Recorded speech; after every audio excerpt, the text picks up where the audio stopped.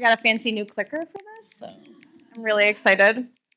Before we get started, we're gonna be doing a little warm-up. So if you've been to a Creative Mornings before, you've probably participated in one of these. You have little pieces of paper on your chairs, and you should have a pen. And I'm going to be talking a lot about values today, probably because my husband is a therapist, and he has this really cool deck of cards, and I was supposed to bring them today, and I didn't. It's fine. We pivot. That's the thing we do, right? So what I want you to do is, this activity is going to take 5 minutes. So I'm going to put my timer on because I need to keep myself and you under control here. And you're going to pick a value from this list or something that you thought of on your own. There's lots more than this. And I just want you to go ahead and write that in the top of your page just to kind of keep yourself focused. So right where it says value. The value that you select, I want you to reflect on your life and think of a time that you came to some sort of crossroads, some sort of big decision that you had to make in which that value helped you make that decision. It kind of steered you one way or the other. So I'm going to go ahead and I'm going to put 5 minutes on the clock. After about 2 minutes of reflection, I'm going to give you about 3 minutes to share that value and that instance in your life with somebody you're sitting next to. It could be pairs, 3. Don't do more than 3. You're not going to have time to share. Okay. Is everybody ready?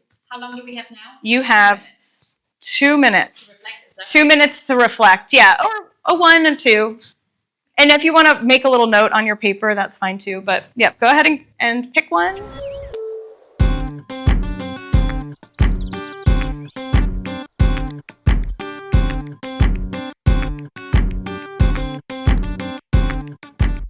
All right, so hopefully you've thought of some instance in your life where a particular value kind of led you to a decision that you made. For the next 3 minutes, I want you to find somebody that you're sitting near, and I want you to share how your value led you to that decision and maybe anything else that you think would be interesting to share about. Wow, that's like the perfect intro to what I'm going to be talking about. So thank you for sharing that, because I think many of us creatives probably have moments like that where we realize, like, okay, I have to do the thing. So whenever I am faced with a prompt, the first thing that I always do is I go to the dictionary. I don't know why, it's a weird thing, but I'm like, I need to know exactly what this word means. So I looked up crossroads, and it means the point at which a crucial decision must be made that has far-reaching consequences. So as I reflected throughout my life, I realized that life is sort of like a choose-your-own-adventure, and we make decisions all the time, right? We make decisions of what to wear. When I'm making art, I make decisions constantly. And it's the accumulation of those decisions that lead us down certain paths. So some of those paths are pretty benign, as we were talking about, pink or green. But some of them lead to sort of earth-shattering, life-changing decisions that we have to make. A lot of times we find ourselves at that crossroads, and one option is the safe, easy, low-risk option, as you were talking about. And then one is sort of the maybe scary, difficult, high-risk option. I'm going to be talking about 4 instances in my life where I came to that crossroads, and I'm going to be pairing each of those with a different artwork that relates as closely to that as I thought.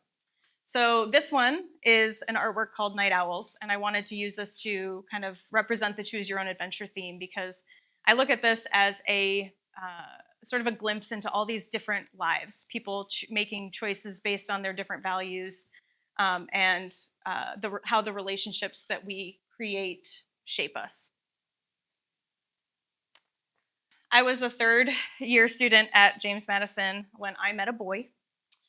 He was the kind of boy that would shock my Yankee parents with a Southern drawl and a pair of Longhorns bolted to the hood of his old pickup truck.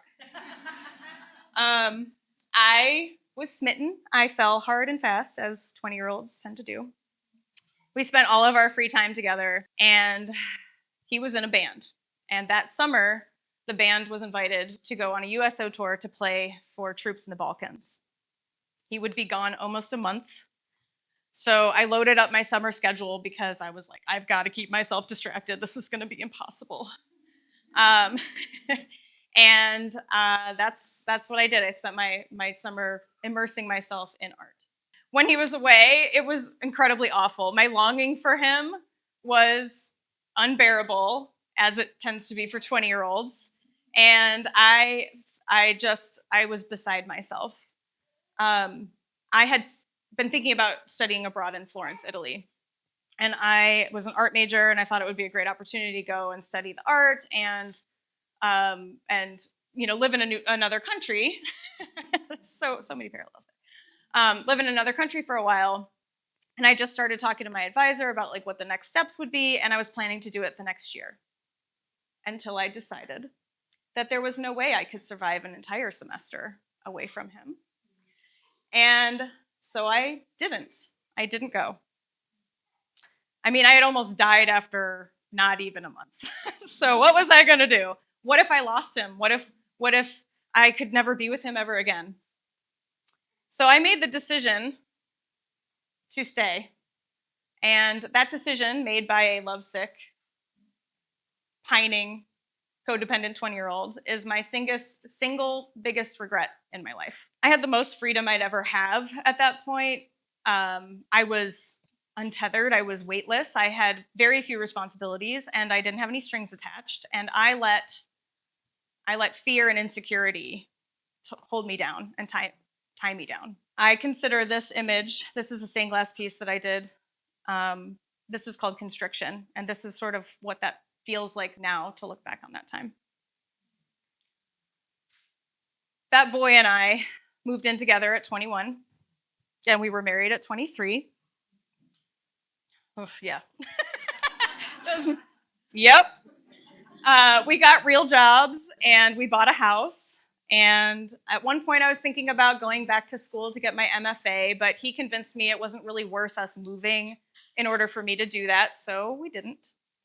I didn't. Life went on. We had a kid. We had our daughter at 28.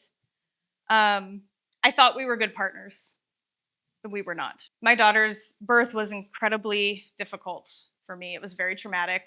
I went in hoping for a completely natural childbirth, did all the hypnobirthing classes, and I read all the books, and I did everything that I thought I needed to do to make that happen. And upon entering the hospital, it became very clear that my natural childbirth was going to devolve into a C-section. It was incredibly scary. And not only did I felt like a failure. I felt like a failure as a woman and a failure as a mother. Then I took her home, and I had trouble breastfeeding her, and then I was suffering from postpartum depression. And she wanted to be with me all of the time, like all of the time. I couldn't get a break. And when I did get a break, when I asked for a little bit of relief, he made sure to tell me that she was crying the entire time I was gone. At one point, I asked him if he could start taking her to daycare because I was working 40 minutes away, and it added another 20 minutes onto my commute. And it just felt it was a lot. It just felt very overwhelming. And he said it didn't really make sense for him to take her to daycare because he worked from home, and so he wasn't leaving the house anyway. So, that it wasn't, it didn't really make sense. I asked for relief in so many ways, and it was basically met with reasons why I couldn't have it, why he wouldn't provide it. I felt isolated, and asking for help over and over again and not getting it just made me feel more inadequate. Not only was I feeling like I was failing at motherhood, but I was also feeling like a burden to him. At 28, I joined Facebook. I reconnected with somebody that I went to high school with. And as my husband and I became more disconnected, this person offered me support, and they made me feel appreciated and cared for. And I even felt liked, which is something I hadn't felt in a while. So I realized how miserable I was, and I took a chance. At 29, I made the decision to leave my marriage. It was terrifying and difficult, and I was called all sorts of horrible things. Um, my family thought I was crazy. I didn't talk to my mom for months. I lost friends. I second guessed myself constantly, but it really felt like it was something that I needed to do. The person who was the catalyst for me leaving turned out to be a complete waste of time. As is usually the case, let's just be honest. And I ended up breaking it off fairly early. I am not proud that an emotional affair led me to leave my marriage, but I am so grateful that something did. Yes. I remarried at 32, and my partner is the most supportive person for me, the perfect person for me that I ever could have hoped for. He's hilarious, because that's a real important thing for me. But he's also very considerate, and he even likes me and loves me, which is amazing. I really shudder to think what my life would be like if I stayed on that path that I was on. This image is a drawing that I did during that time of turmoil.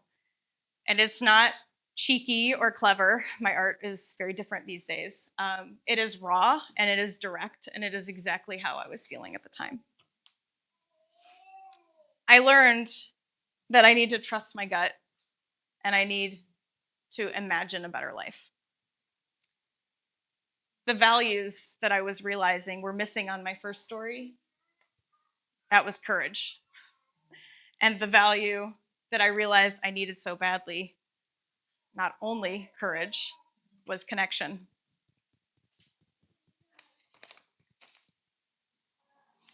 Like many recent graduates, I had a string of seemingly random jobs post-college. There was the one where I was hired as a receptionist, but I did graphic design. I was also paid as a receptionist, by the way. And then I decided to add a couple nights a week as a weight loss consultant. And then I quit that other job because it was terrible. And I decided to, I went into a stained glass studio, like really the most random thing. And then I found a part-time teaching job. So then I quit the weight loss gig. And then that teaching job eventually turned into a full-time teaching job. So that was after about 2 years. I spent 5 years commuting to and working in Page County until I got a job in Harrisonburg, and which is where I lived, which is where that commuting story came in. I got this job in Harrisonburg, and I was there at a middle school for 5 years. And then I realized, like, I needed a change again because, life. And I saw that there was an open position at the high school. So I was like, okay, I'll apply for that. That's probably what I need. And so I went up to the high school, and that was not the change I needed. Not at all. And I knew that on day one. Every day was more emotionally taxing than the last. I was so miserable. Just getting through the days was hard enough. I came home every day feeling defeated, and I cried more in my 13th year of teaching than I ever did in my first. This was the 2016-17 school year. Trump was elected for the first time, and it really felt like things couldn't get any worse. I happened to be a guest juror for an art show, and one of the other jurors had a new graphic design job, and she had been working at an organic food company as a graphic designer for the past year, and she was getting a job at a firm in Charlottesville. And when she announced this to the group, I said, "What's happening with your job?" And she was like, "Well, I'm not sure, but if you're interested, I can put you in touch with my old boss." And I thought, oh my God, could I possibly leave teaching where my days are filled with chaos and I feel like an emotional punching bag every day? I took the opportunity and I talked to the boss, and I accepted a job in graphic design February 7th of 2017, which also happened to be the same day that Trump appointed nominee Betsy DeVos was confirmed as the Secretary of Education. I took that as a sign. They let me finish out the school year And then I gave myself 1 week of summer vacation before I started. The transition was good. I would have liked to have more summer. I painted 2/07/17 for a show that year called New Beginnings to commemorate both of those events. I spent the next year helping grow a marketing department in a fledgling company. And I learned so much about marketing and sales and business in general. Changes came quickly as we expanded into new markets. We added a lot of cubicles, and we added also a lot of executives to the C-suite. I learned firsthand the growing pains that companies go through when they change and grow this quickly, and how it can negatively affect the company culture. I also learned how I absolutely do not fit into the corporate mold. I didn't want to spend 8 hours a day in a cubicle helping somebody else build their dream. So I worked there during the pandemic, and I was not at all inspired to make art at the beginning of it. But about a year into it, I felt the itch coming back. So when I got back into the studio, I started creating work that was unlike any other work that I'd ever done. This is one of those pieces. It was interesting, and it was different, and I was obsessed with it. So I decided that I really wanted to pursue this. I made an entire body of work, and in September of 22, I debuted it in a small show in Harrisonburg. I knew I was onto something. This is the most interesting art I had ever made. But I wasn't going to be able to push myself creatively while working 40 hours a week in a soul-sucking job. So I decided not to sacrifice my happiness for money, which is a tough one, guys. At 42, I decided to leave my cushy corporate job and try going full-time into art. If not now, then when? I didn't want to look back in 10 or 20 years and be like, what would have happened if I'd followed my dream, right? This was my modern day study abroad in Florence conundrum, and I was not going to let this opportunity pass me by. So it was a big risk. I had to, I talked to my partner about it. We would both be working for ourselves. I was giving up, a decent income and benefits. But the supportive partner that he is, he said, you know what, you need to go for this. I've been on this full-time art journey for over 2 years. And the first year was like drinking water out of a fire hose, as they say. And the second year was like drinking out of a garden hose on full blast. This year, I am learning to control the flow. It's really hard work as a professional artist. I am not going to lie. Entrepreneurs are like a one-man band. I think a lot of us know what that feeling is like. And especially in the arts and service industries where you are or create the product while also marketing and tracking and budgeting and making and all of the things, right? Moneying, okay?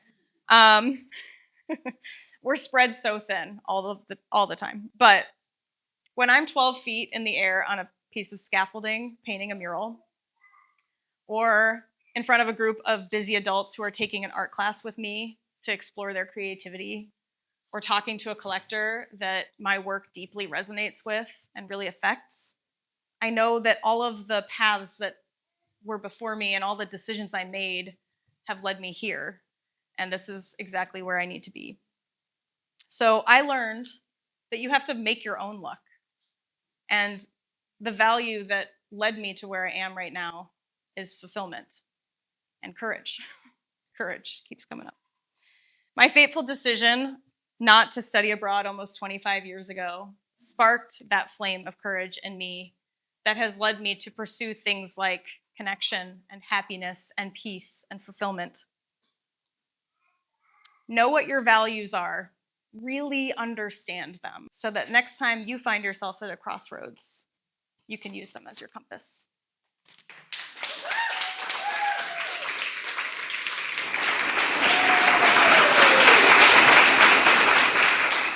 we have a little bit of time for Q&A. Who has a question? I answered all of them, so. I think you just nailed it. Okay, what's your preferred art medium? So these days I almost exclusively work with, I call it mixed media collage. So I paint backgrounds, so in this case you can kind of see the lines that are painted in the background. And then I apply vintage magazine images on top to create these little scenes. I just thought this one felt very appropriate for this time in our society. Yes? Where do you get the vintage magazine? I get that question all the time. So we have this wonderful little gem in Harrisonburg called Gift and Thrift. They have a book savers section, and they have so anytime if like a thrift bookstore generally, or I'll go antiquing and find old magazines there. And now enough people know that I do this that they'll like reach out to me on Facebook and be like, I saw this, somebody posted that they have a bunch of old whatever, and they'll contact me and kind of like let me know what little treasures I can find. I'm going to get to the question before I grab. Oh. How long did it take you to trust yourself that your current partner was right? Oh. Years of therapy. Just trusting myself. After like having the adulterous A on my chest. I think after exploring the reasons that led me there, and that it wasn't just like me, it wasn't a flaw, right? I wasn't a villain, I had to just come to terms with, I was seeking something that I wasn't getting. And so, but yeah, I felt like shit about myself for a long time.